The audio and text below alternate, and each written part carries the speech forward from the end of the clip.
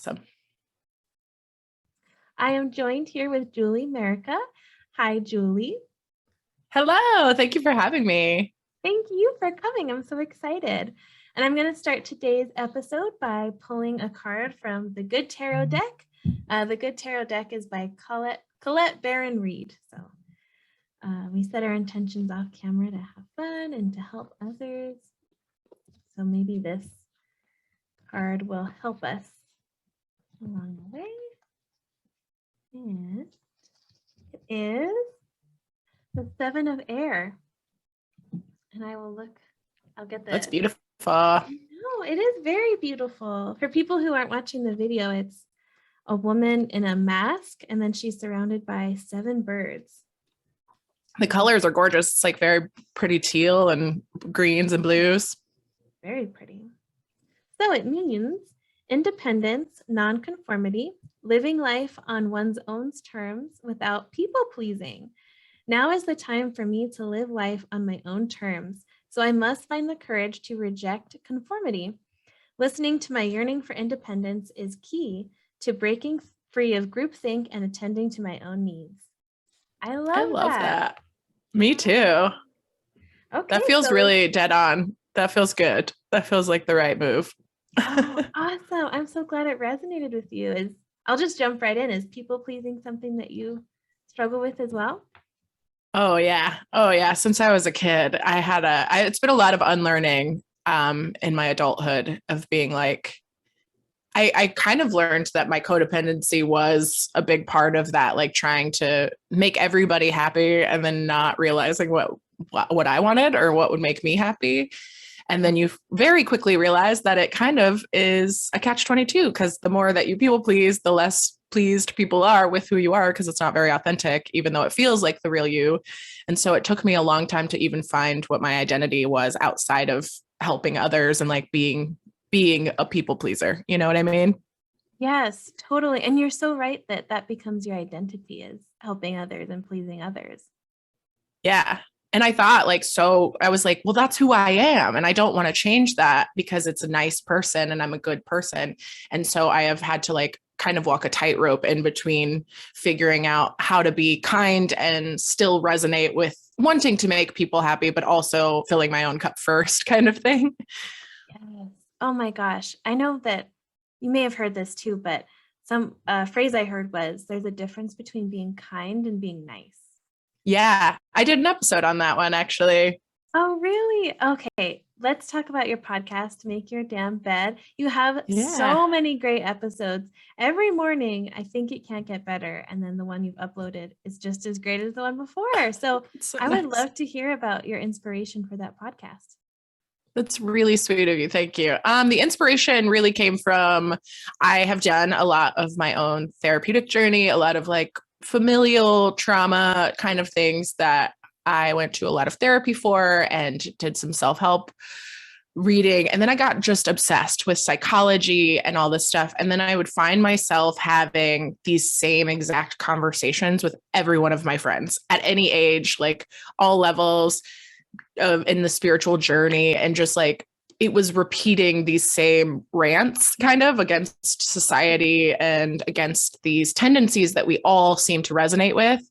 Mm-hmm. And I was like, gosh, I really feel like this would be valuable for everyone to hear. I wish they could hear us ranting on this. And so I just started collecting them in the notes of my phone. Anytime I would get resonate with a quote or have something stand out to me and it would really stick with me, I would put it down and I'm like, I'll do something with this one day. And during the pandemic, when I had a little bit more time to myself, I was like, okay, I think it's time to do the daily podcast. Because the only way that I thought it would work is if it was daily, because I really like the habit building aspect of it. Yeah. And I was like, I'm not ready to commit to daily. But then, all that extra free time, we'll call it, as if it's a good thing. Right.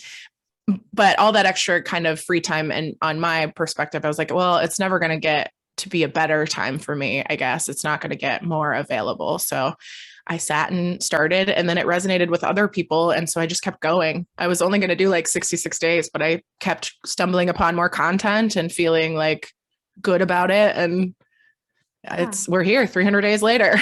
Wow. It's almost a year. Congratulations. Yeah, I guess it'll be a year soon Oh, or now. It's a year now. It's it's over a a year. year now. Oh my goodness. That's amazing. That's Yeah. we were just talking about how when you record in advance, sometimes you have to do a little time traveling. Yeah. I'm like, well, let's just hope that I've sustained, but I think so. I'm going to make it to a year for sure. Yes, we're visioning that for you. Godspeed, future Julie. She's got this. Oh, I love it. That is such a cool thing. I didn't know that the podcast was born during the pandemic. I haven't listened that far back yet. Um, Yeah. and so I guess I'm really curious about your own self-help journey and kind of like what that what it took for you to get all that to stick with you, if that makes sense.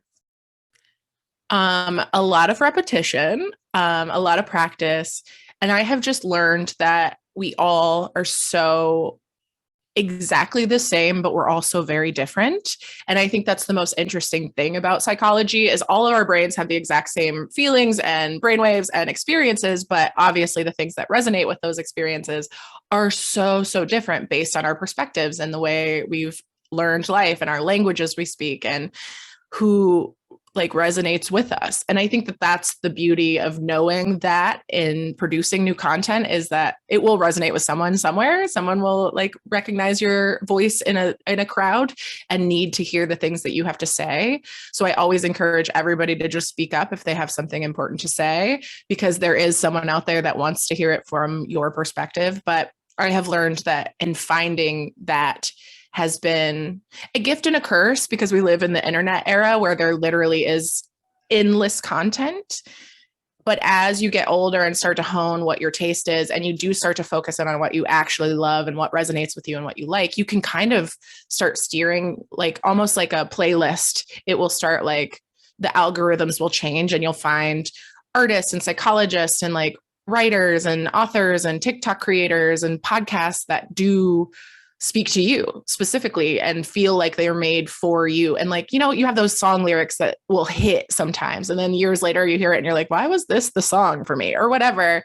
Yeah. And I think it really is just recognizing in the moments what is resonating with you and then just ride in that train into the wall, you know, like keep going until you can find more stuff because there's content out there that will speak to everyone. And even if like people think my podcast is too hokey or not cheesy enough or whatever, there really is. And I think that's what, when I made Make Your Damn Bed, it was because I was between these two self-help worlds. Like the women's content is usually very like, everything is perfect and you have nothing to worry about. We've got running water and fresh air to breathe.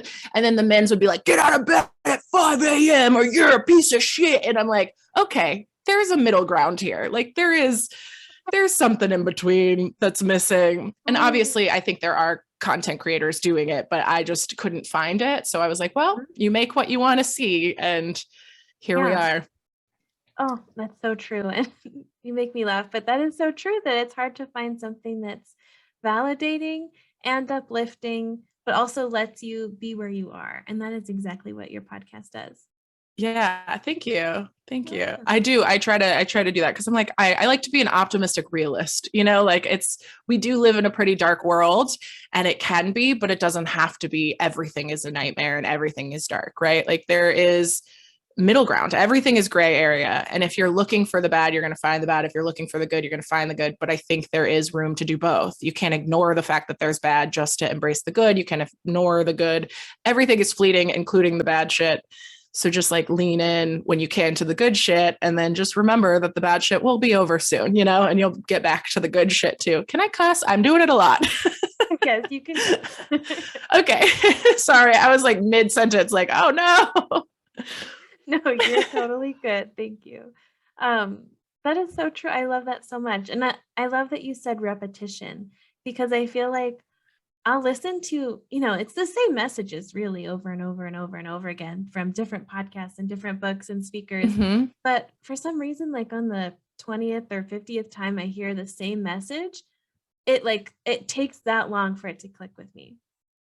Yeah, that's the one right there. It's like, I'm not saying anything new on Make Your Damn Bed, but I feel like I'm consolidating it and sending it in like a more efficient message. And I tried to make things more actionable, but that's why, because I was like, these are the things that resonated with me after hearing them 1,000 times, but I'm going to try and put it in a way that feels more, in your face about it. So Yeah. if you don't find one episode that does, then you will with something else. But with anything, that's with all of my books. I have so many things that I'll go back and read and I'm like, oh my God, this is so powerful. And I didn't even like this book the first time I read it or whatever. Yeah, I know that for me, and I really did this in the pandemic too, like in the very, very beginning, I would speed read through all these self-help books. And like, it was probably what I needed because it would plant little nuggets in my brain. But now when I read through a self-help book, it takes months because I really have to go so slowly. So Yeah. you do that as well? Do you kind of change the speeding of your reading? Yeah.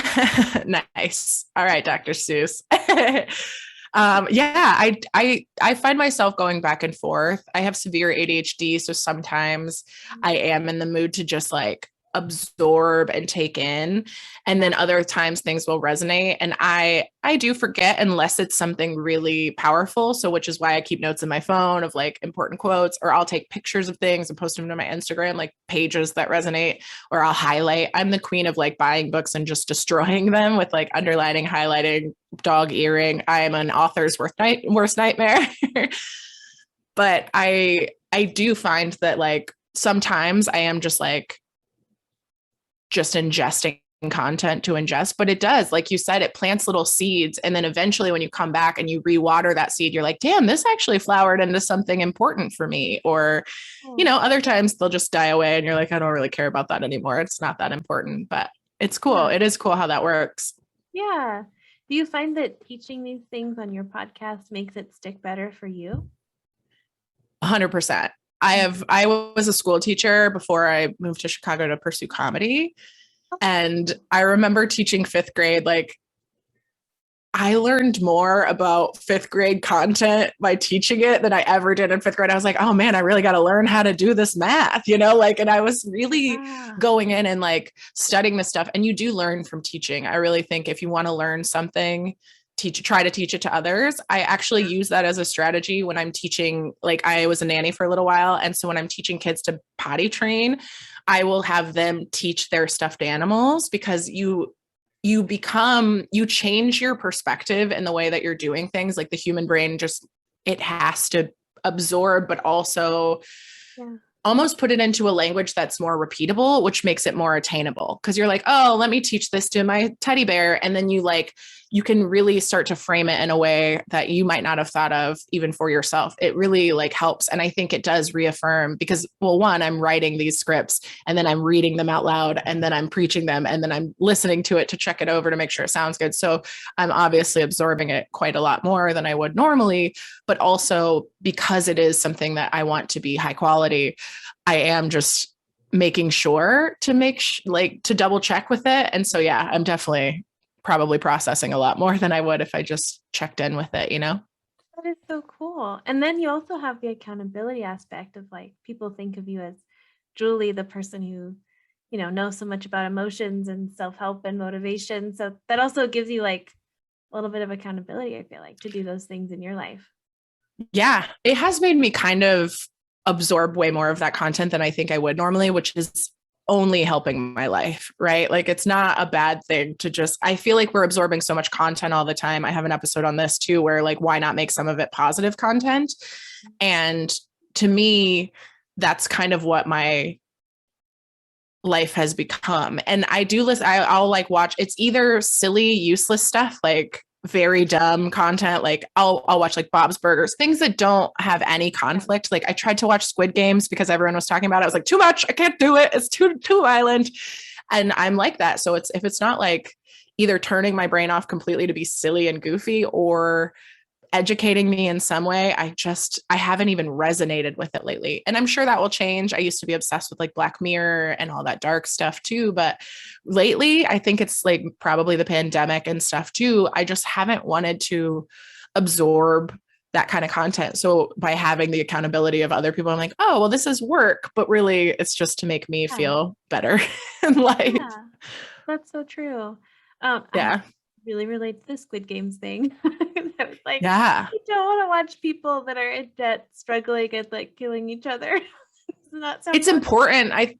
It's good. And I think it's an important like allegory for our worlds, but it's also just like, oh, it's really violent. It's hard to watch. I'm already struggling. Right. I don't need more. Yeah. But that's so true on another level that when I first started this kind of journey, I thought that I had to be very serious all the time and like be really in my emotions and really processing things and being really spiritual, whatever that means. But part of that is just like being silly and having fun, no matter what you're watching on TV. And I feel like that's so important. Truly. I think that spirituality can be a little bit of a trap because of, I think that's like our capitalist like brainwash of being like, we got to be productive and we got to be constantly working, and work sometimes is suffering. And I really do believe that a lot of us fall into that trap of like, I got to dig through all my trauma. And the reason you're doing any spiritual work is so you can enjoy life. It's so you can be a better, more present, mindful, conscious, intentional person. And it's not, when you're a conscious, intentional person, that's somebody who aims to have fun and bring joy and like spread love. And those things don't come from just like rooting around in all your bad shit all the time. And I don't think that's a bad thing. I think that we all go through phases, but like, you're doing it so that you can come out eventually and like have more level-headed fun, and like not be beholden to these dark emotions rather than just living in them all the time. I think it can be a little bit of a trap. And I always try to warn people against that, especially like self-help stuff. You can get so into reading and learning that you're not actually applying and ingesting, Yeah, it's a fine line of balance. Totally. Yeah. Anything can become toxic if you get too much of it. I really do believe in balance. Truly is like the hardest thing that anybody has to learn, because it's all so specific to your body and your brain and your lifestyle and your energy level, like you said earlier, like, and where you're at right now.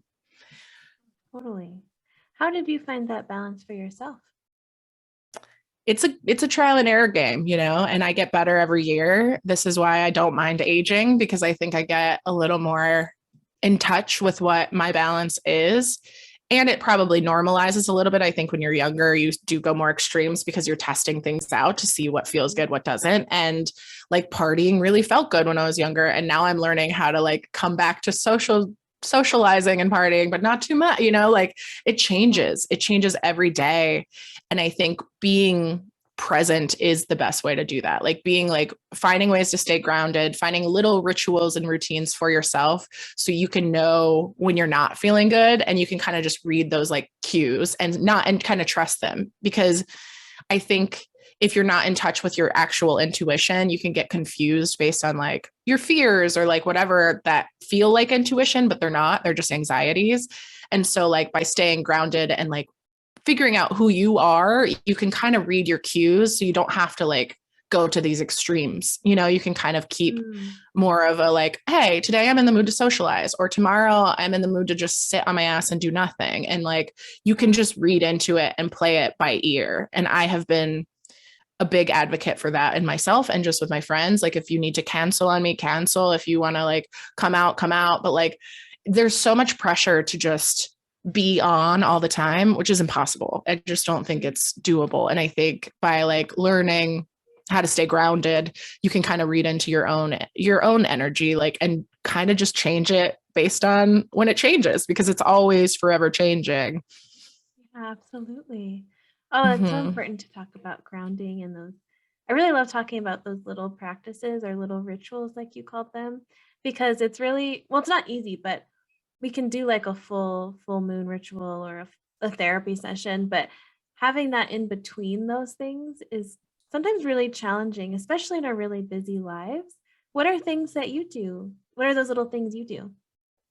I think the one that I advocate the most on, I want to do like a full week on it soon, but is breathing exercises and meditation, because it's free and it's accessible anywhere, and anybody can do it at any age, any group, any kind of mentality.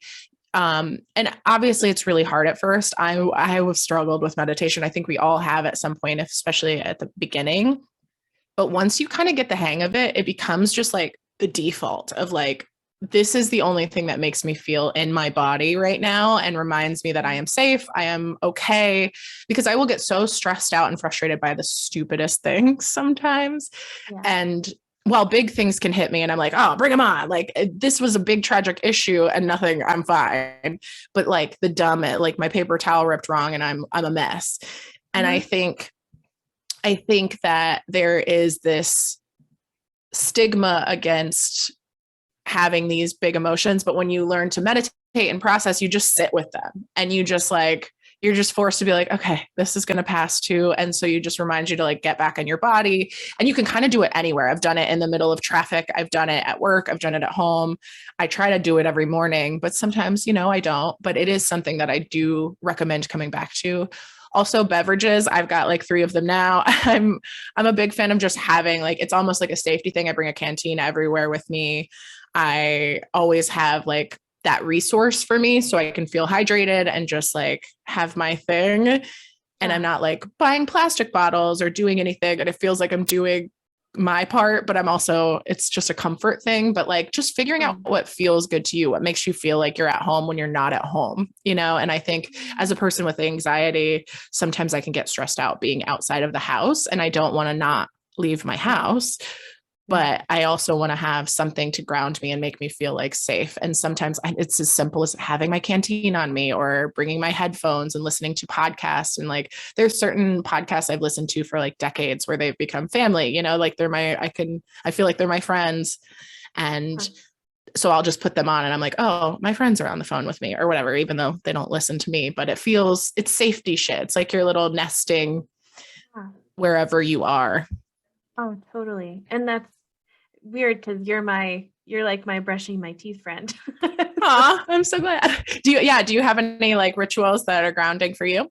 Oh, nice. I do meditate in the morning, but it's hard. I feel like it's hard. Even people who teach meditation have a hard time meditating all the time. So sometimes I'll just put a timer on for 3 minutes and I'll just say like, okay, whatever happens in this 3 minutes is fine. If you don't meditate well, that's okay. But this 3 minutes, you're just going to stop talking out loud. You're going to stop doing. You can think, I guess, but you're just going to be still. Yeah. Mm-hmm. Yeah. I think that's a thing too, is we're like, well, I'm bad at it or whatever. But a good visual that someone taught me was, it's like when you like have a dirty dish. And of course, when you sit down with that dirty dish the first time, the rinsing is going to take a while and it's going to be really messy and like a lot of stuff's going to come up and you're just going to have to sit with that. But like, the longer that you rinse it, the more active you rinse it, and just like let the water flow and like let it get messy and let the mess go away. You will eventually, oh no, I got a call. Sorry. I don't know if you heard that. I've muted everything. But I think the more that effectively you rinse that, then eventually it will run clear and you won't even know that you've made a difference. But I think it is just sitting with it. And like, I just remind myself when I don't want to do it, I'm like, it's 3 minutes that I don't have to do anything else. Like it's 3 minutes with no demand on my day. I should be appreciative of that. Like I need to change my perspective of like, just, this is the only time of my day that no one's going to ask me anything. I'm not going to think about emails. And if I do, I'm just going to let it go because it's not time, and I'm trying to get more appreciative of it, but yeah, it is hard. Even like Buddhist monks struggle sometimes to sit down every morning and do it because it's a lot. It's a lot to ask. We got busy brains for a reason. That's our natural brain. And when you learn about your brain, it really is rebelling. Like meditation is rebelling against your natural state. So of course it's hard. Of course it's difficult, but it's important so you can start to feel bliss in tiny, tiny little moments and feelings. Oh, I love that. And that's another practice that has been so important. And every time I hear it, I want to throw up. But gratitude, like the more gratitude that you have and the more that you think of gratitude, the more you're grateful for more things. And it really is like the gift that keeps on giving. I don't know. It just sounds so cheesy all the time. It is really cheesy sounding, but to me, I'm like, today I was like cleaning out my bathtub and I'm like, God, we just have free running water. Like free. It's free and it's clear and it's clean and I can drink it. I'm like, God, this is a miracle. And it seems so petty and silly because we all have had it for so long. So we're very used to it. But if you're not showing gratitude, you're going to get triggered by everything. And really, when you hear people talk about like meditation retreats where they're stuck in their mindfulness for quiet, like you can't talk, you can't have anything, but you're stuck with your thoughts for a week, they really do start to get like the wood grain is beautiful. And I've gotten to that place sometimes. Every once in a while I'll be walking, I'm like, God, this tree. And I'll just stop and stare at a tree. And my friends are like, Julie, you're losing it. And I'm like, y'all are on another level. You know what I mean? Like y'all are missing out. Like I'm over here tripping out because the tree is beautiful and you're over here just mad about whatever. And so like, yeah, you might look a little cheesy and yeah, you might feel a little silly, but who's having a better time? Me, motherfuckers. You know, like I'm having a gracious experience where I am just literally impressed with everything. And I have been a person who's struggled with depression. So coming from that and going into like somebody who is just appreciative of like every breath is a huge difference. And it comes from gratitude. Oh, that's so beautiful. Thank you for sharing. And you mentioned something about intuition and anxiety maybe 5 minutes ago. And oh, that's so hard to tell the difference between, is my body telling me not to go because something bad is going to happen? Or is it just my body being really anxious? So what was it like for you to uncover your intuition underneath anxiety? One, I had to sit with my anxiety, which was difficult. Yeah. But when you figure out that you're safe in it, like nothing's going to happen, it's okay. And that shit takes time and different strategies for different people. Obviously, if you've been through trauma, then it might be different for you. But there are hundreds of strategies online that can help. But I think the biggest one for me is recognizing that anxiety is coming from like, it's fast. It's like, to me, it feels like a scam. Like there's an urgency to it. There's like a tightening to it. There's like this like, yo, no. Whereas like intuition is just like, it's a subtle kind of nudge. Like, I don't think so. It's like, it's more gentle. It's more slow. It's more patient. And obviously it's so subtle that this is something that you have to tune into on your own, but you only get there through grounding and sitting with your empty thoughts or sitting with your anxious thoughts. You can know, I think that's the beauty. What you said during meditation is sitting for 3 minutes, even if I'm going to think, good, learn what you sound like when you are just thinking all the time. Like learn how wild your brain goes so that you can recognize what's happening, because your thoughts are no offense to anybody, but all of our thoughts are a little bit delusional because We are. we're supposed to be like, that's what the brain does. It's to keep us safe. And sometimes we will just like obsess or like get worried about things that aren't going to happen. And we have to recognize that some of that stuff is just not true. Mm-hmm. And you can only do that by like getting comfortable sitting there and going, dang, she's chatty up here. You know what I mean? Like she's just moving. And that's something that I had to get comfortable with, of being like, dang, I really do just have the spaciest brain that will just ping pong all over. And some of the thoughts are really brilliant and helpful, and most of them are not. And you only get to know that by sitting with it and getting comfortable being like, who is this roommate upstairs? And when is she talking? And when is my heart talking? And when is it my gut? And when is it just this like thoughtful bitch who has a lot to say, you know, because she does have a lot to say. Yeah, she does have a lot to say. I love that. How do you know, what does your heart or your gut sound like? I think the more gentle, it's never screaming. It's never aggressive. It's the lack of urgency, I think, is the biggest one that I've noticed. It's like, not like, you got to do this right now, or you got to get out of here. And even if it is like an emergency situation, I know that anyway. Like there's just like, you can get like chills, like your body changes, right? Like if there is like a danger, I have learned that like my body senses it before I do. And that one to me is a little more clear.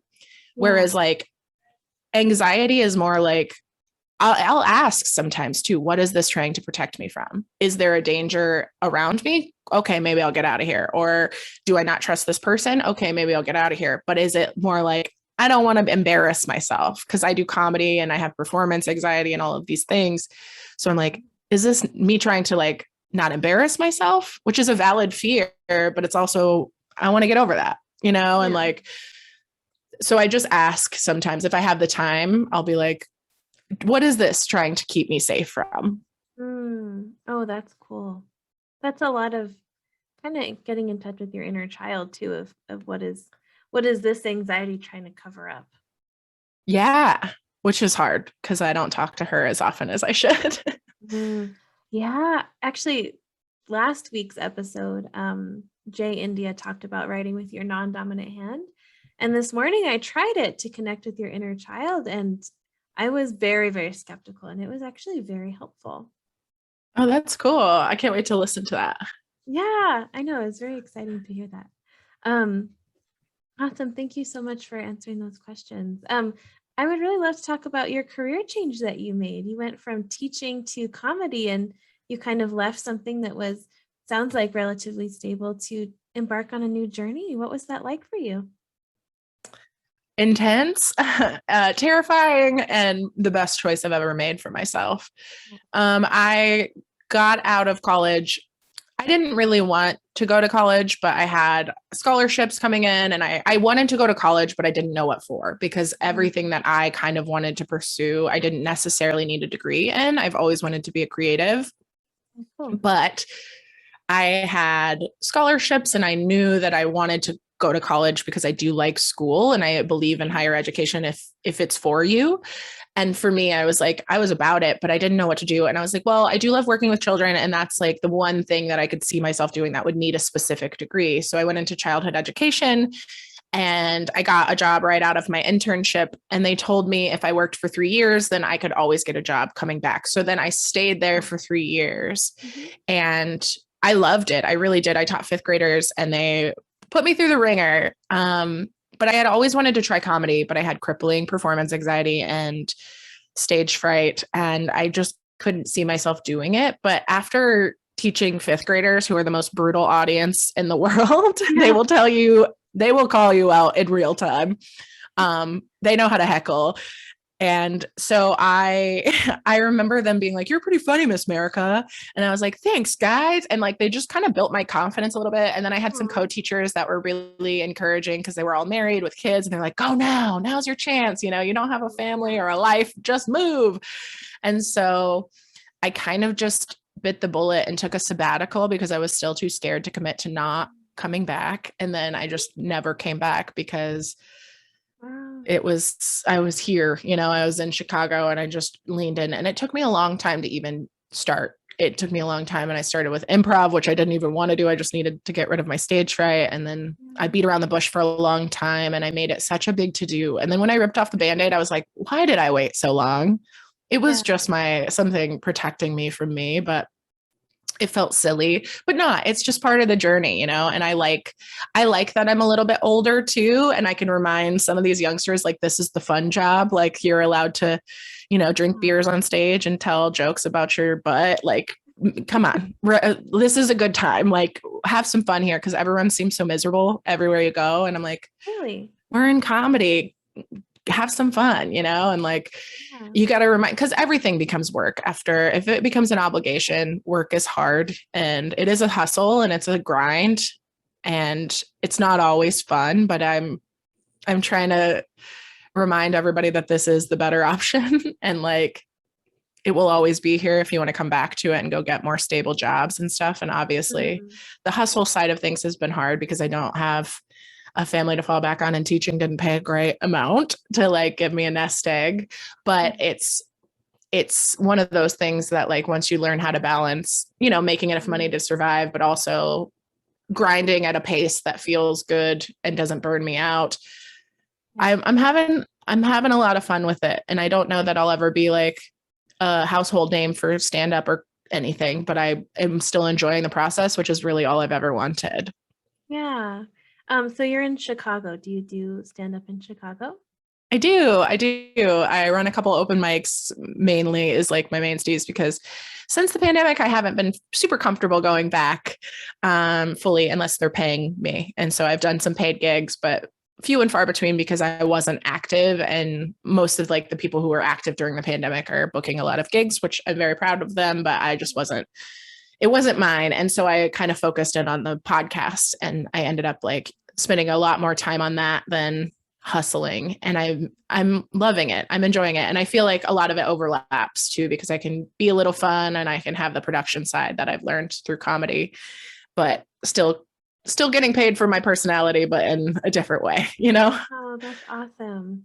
Is there on your website, can people see where, like, is that information available about where you host these? Not really. I don't promote it, Oh. but if you DM me on Instagram at MYDB podcast, you can DM me and let me know if you're local and I'll tell you where I'm at. I do host like some local mics that are weekly. And so those I'll definitely share the deets about, but I don't really, because it's so infrequent, like it is just one-off shows at random bars and stuff that I'm like, oh, well, when I pick it up, I promote them on Instagram, but I'm not great about it. I should probably be better. Well, everyone should go follow you and then they will know when you have gigs that you want to promote. Yeah. Perfect. Thanks, And you Samantha. said something. Oh yeah, you're welcome. Thank you. You said something about if this isn't your forever job, that's okay. And I feel like that goes back into you don't have to be so serious about everything. Like you can make a Yeah. decision and then make a different one. Like you don't have to Yeah. commit to one thing the rest of your life. Yeah. I've been a multi-hyphenate type person, which is like a brand new word for me. I would call it, I was always like, I'm a jack of all trades, master of none. And I used to hate it. I was like, I'm not good at anything. Had I just focused my attention on one thing, I could have been good, but now I'm just mediocre at everything. But I recently heard the rest of that quote, which is I'm a jack of all trades, a master of none, but a jack of, wait, hold on. A jack of some is better than one or something. Like, it's basically saying that it's better. And I love the end of it, but we never hear the end of that quote. I butchered it. So go look it up on your own. But it's basically saying that this is better. And they have just recently coined the multi-hyphenate concept, which is somebody who has many careers. Cause I'm a photographer too. So I'm a professional photographer and that's my main job. That's the one that like brings home my money. And as a person who is, I focused most of my attention on that so I could get good enough at it to make it professional. But I also like wish I would have done it faster. I could have gotten a studio and all this stuff. And I used to get down on myself. But every time that I focus all my attention and put all my eggs in one basket, I get burnt out. I hate it and I'm miserable. And so I remind myself that I can kind of, it's a harder hustle, but if you have a brain like mine that needs to like have different things every day, you can find balance, like get different kinds of income and get different kinds of like a little bit here and a little bit here. And it does take time to establish and it's going to take a lot more time to like flesh out because you're literally spreading all of your interests. But I say like focus in as hard as you can without getting burnt out is the best way to do it. And if that means you get burnt out within 2 years and need to switch, guess what? That's great. That means you're adaptable. You can change your, like if you're good at language on your resume, these are good things that most careers want because I think it's an old school, like industrial revolution type thing where we're like, you got to be good at one thing and that's your job forever. And you're stuck in this factory. And if you're not good at it, you're not good at it and you'll never make it in this town. But I don't think that that's realistic anymore. Like we're in a very adaptable, quick world that's like constantly changing. And a lot of the jobs that I have had that have paid the most money were jobs I did not know existed as a child. I could have never had it as a dream job because I didn't know it was a job.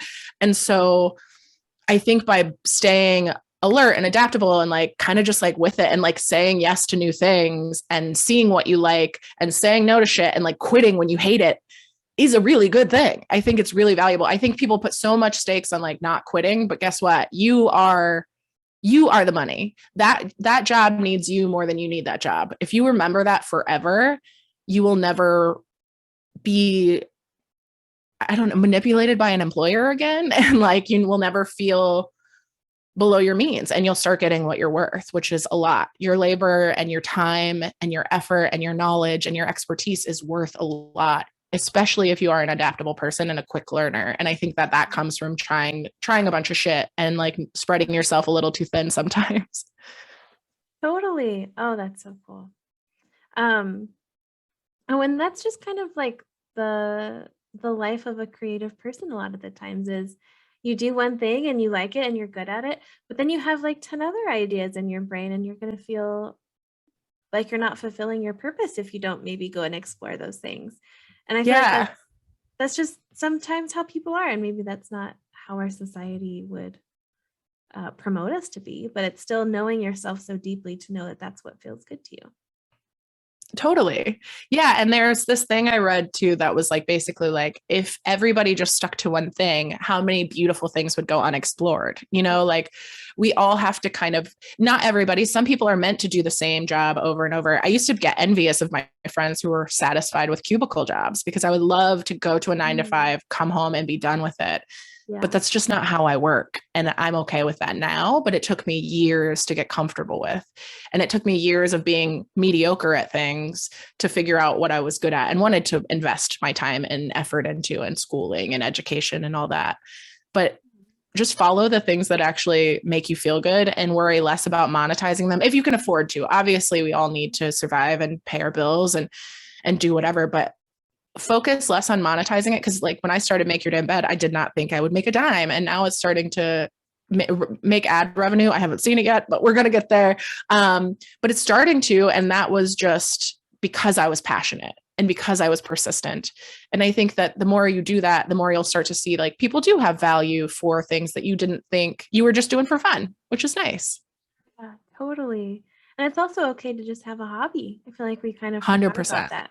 It's okay to not sell your artwork. It's okay not to have an Etsy shop if you want to have crafts. Yeah, it's probably better. You'll be more passionate because like I said earlier, anything that's an obligation will feel bad sometimes. It'll feel like work. And if you don't want it to feel like work because it is the one thing to release, don't monetize it. I struggle with that because I am such a little hustle bug and I love, we all love money and I've been like kind of a broke person growing up. Like we were all kind of poor and I was just like, I had a job when I was like 13, I'm ready. And so I will sit and meditate and sometimes I'll have ideas and I'm like, oh, I need to write that down. And I'm like, stop trying to monetize your meditations, Julie. And I will like literally have to redirect my brain and be like, not everything has to be a hustle. Not everything has to make merch or like, yeah, like you said, because I've ruined some of my favorite hobbies by trying to make money on them by being like, I don't even want to touch that ever again because it's too stressful. It's overwhelming now. Yeah. Or it's okay to even have an idea for a hustle and you take 2 years to get to it. That's okay too. Totally. Yeah. Totally. Or 7. Like I'm about it. And I love hearing these stories about like old people that like the 82-year-old guy that just graduated with his master's like just now. And I'm like, yes, go do it. And like the 90-year-old that's taking ice skating lessons. I'm ready. Like I want more of those stories rather than like 30 under 30. She's 22 and has more career than you will ever have. And I'm like, that's not inspiring to me. I'm old. Leave me alone. I know. Right. Right. I was actually wondering if you could touch on the topic of emotional and energetic oil changes. And you talked about that on your podcast 6 months ago now or so. I re-listened because you said that in an email that you liked it. And I was like, I don't even remember what I talked about. But I re-listened today and it's more to me, the concept is just kind of what we were talking about earlier of having these rituals and these things. But this one is more about like releasing. And when you get your oil change in your car, the first step is letting all that nasty, sludgy oil out. And we can't really put fresh oil in until you get all the yuck out. And we forget that sometimes that we need to just wring ourselves out. And that can come in many forms for different people. I think if you're a verbal processor like me, I love to talk, as you can see. I think then that might be finding a therapist or chatting with a friend. And I talk in the podcast about not using your friends as therapists, but it's getting the shit out just to get it out. And I think journaling is really important, even if you're writing with your right hand or your left hand. Journaling is important to just get that shit out of you because it is living inside of you and creating energetic ties to these, whether they be traumas or just like little pet peeves. And if you've ever journaled about something that pissed you off, you might like get surprised at how like petty you get in this journal. You'll be like, oh, this motherfucker cut me off in traffic. And then you get like real sassy. And you're like, who is that? I'm not even an angry person, but here I am on this paper. And then it's cathartic, you like let go of it and it's gone and it's out of you. And sometimes it's not, sometimes it takes a little more than that, but by rinsing this shit off and like actually visualizing it leaving your body, like these, I love when the meditation's like breathe in gratitude and breathe out love. And like, I think those things really do, they feel hokey, but they're repeated for a reason, you know, like all these self-help people talk about journaling and verbal processing and all this stuff for a reason. And meditate, like, it's not just bullshit. These are free things. They're not trying to sell you on anything. It's not a scam. Yeah. Just do it. Like, I think we all just need to get over ourselves and do it. And by doing that, you can let more room in for good. And you'll start to see like, okay, this did affect me. Cause I'll read back and I'll be like, oh my God, I was so upset about who? This motherfucker? I don't even like him anymore. You know what I mean? Or you get, you start to recognize how silly, quote unquote, your emotions are, but you can't do that until you get them out of you, until you process them. And I think that processing them is hard. We've been taught to like repress our emotions our whole lives. So that oil change comes from just like letting it out in some capacity, whether that be with a mental visualization or with verbal or with writing, anything to just get it out of you and somewhere else. I really do think makes a huge difference in being able to refresh and like keep it moving. Yeah, I love that. And I love the visual of an oil change. And I think you talked about too, letting it wash over you literally in the shower and imagining it going down the drain. I love that. Mm-hmm. Yeah, that one's a good one for me. I've used that one quite a lot. Like if ever I have a really stressful day or feel like I've taken on other people's energy, I'll just like visualize washing off everybody's energy from me. And it really has made, it's a weird one that doesn't feel like it'll do much, but I genuinely think that our society doesn't talk enough about energetic stuff because we can't see it. We can't put a scientific quantification on it necessarily, or they haven't done enough studies. But the more studies that they do, they start to realize like, oh, energy is an incredible resource. Like think about it, like solar power can power entire cities, and like these energy, like our energy, our body, our motion, like that stuff is real. It's real and it's going out there. So like you need to be cognizant of it, and you can start to use it as a tool for yourself. Oh, cool. What was that process like for you? Which one? I'm sorry. Oh, sorry. Using your energy and kind of being aware of your energy. Oh, it's been a learning curve, but like mine changes pretty regularly, right? Like I'll have some days where I'm just a bump on a log and I cannot get out of bed. And then I have other days where I'm like, ooh, I'm jittery, let's go. And I'll like run around the block and clean, and I'm doing 50 things at once. And so just leaning into that by grounding and like knowing who I am in that day, but also setting up, I think the one that has like really affected me is the visual barrier. Like if I have friends, I used to be the type of emotional person where like I would take on the emotions of whoever I was with. So like if you're sharing a really tragic story, I would feel it. Like even commercials, like I think that's why I can't watch dark stuff, because I'm there. I'm physically there. My imagination is too good. And I think I match energies really well. But I have learned in the process, like my energy, I've been told this in the past, my energy changes the room. And like, I've had exes who couldn't handle it because they're like, when you're upset, I can't help but, and I'm like, why are you taking on my emotions? I'm just having a bad day and I need to get it out. And they couldn't handle it. And I used to get mad at them. But now that I'm older and I'm learning energy, I'm like, oh no, I just have a powerful energetic field. So like if I'm having a bad day, everyone else is, even if I'm not trying to make them, even if I'm quiet or whatever, it affects people. So by just seeing that in real time and being like, oh, I do need to be aware of the energy I bring to places, because I've done it in comedy shows where I'll come in and like be like really laughing and everybody else will bring like all that fun energy too. And then there's other days when it's just like a weird energy. And there's no way to really predict it except by like knowing your own. But I used to do this process where like I would take on my friend's energy. And I had this one friend who was I call her an emotional leech. She was just like kind of a succubus. Like she would only come over with negative stuff, and everything was a nightmare. Everything was the end of the world, even the most petty shit.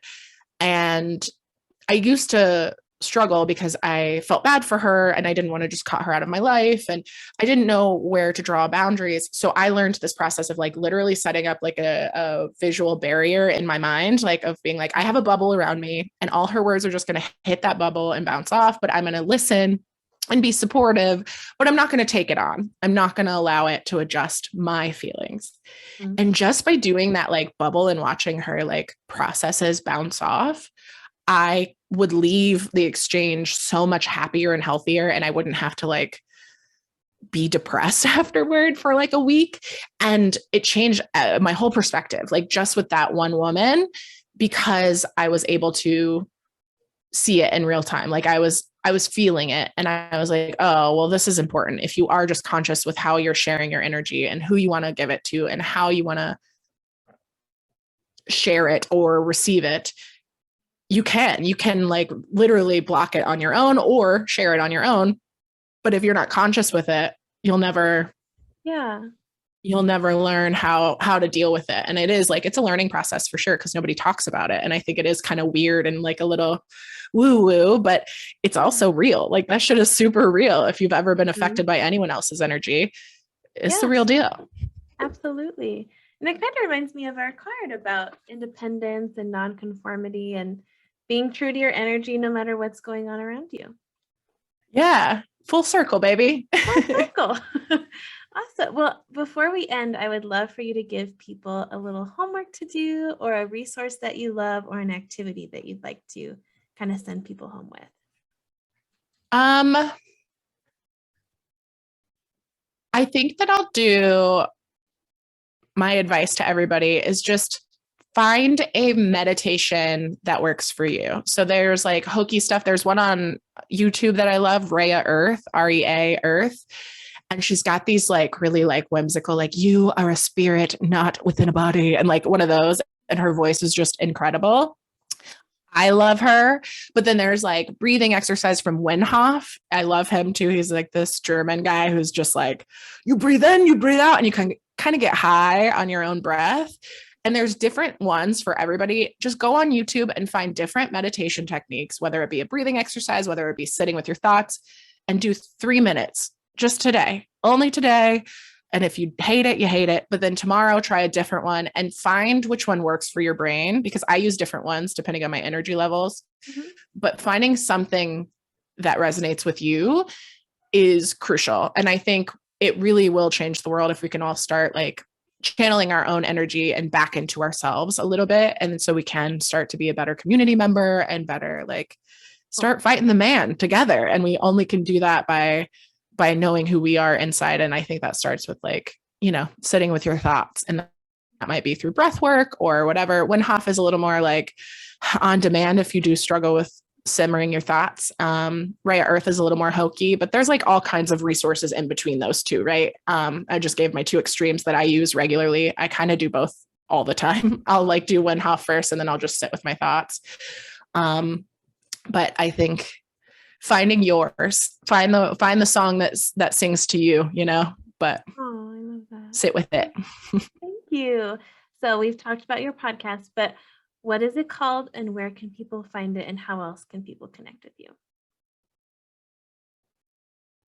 My podcast is called Make Your Damn Bed Podcast. You don't have to make your bed to listen, of course, but it's available anywhere you listen to podcasts. I think, as far as I know, it's on Spotify and Apple and Google, and Acast is the network that I go through. So if you want to look it up there, you can go to www.makeyourdamnbedpodcast.com if you want to access it there. I also send out monthly newsletters, no spam, just helpful PDFs and stuff, with just self-help stuff. If you're interested, obviously no pressure. And you can connect with me. I'm really good at responding to my DMs on MYDB podcast on Instagram.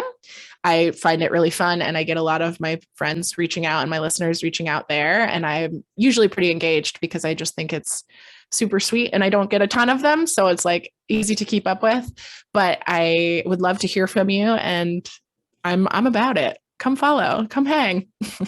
Yay. Yes, please do. Because her podcast is amazing. And I'll have to sign up for your newsletter because I'm not subscribed to that right now. Oh, yeah. Thank you. You're welcome. Awesome. Well, thank you so much, Julie. This was so much fun. I love that you blend your awesome sense of humor with all the knowledge that you're getting, but then also your own intuitive sense of everything that you've learned and that you feel. So I think it's such a great combo.